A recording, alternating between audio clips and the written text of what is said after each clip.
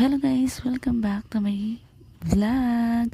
For today's video, I will show you how to write my name in Korean. Una ko pong susulat ay ang aking maiden name and my married name.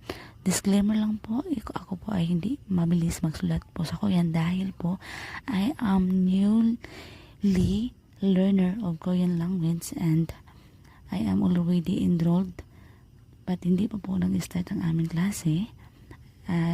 Still waiting for the schedule kung kailan po ang aming first day of school of Korean language. Ayan. So, let's start guys. Ayan, ito ng aking maiden name.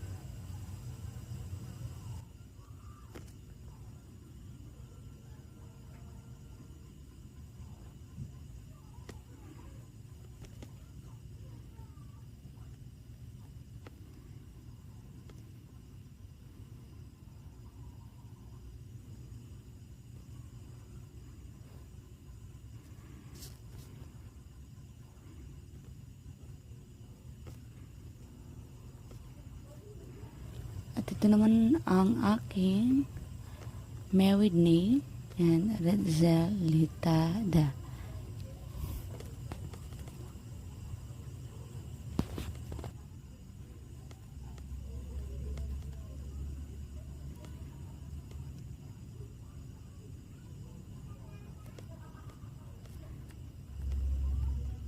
Ito po ang aking Rizal. Bakahin. At ito naman po ang Rizal. Ito na yung aking married name guys. Da. Ayan, yay. Ayan na po ang aking natutunan. First learn sa aking Korean guys. Ang aking pangalan.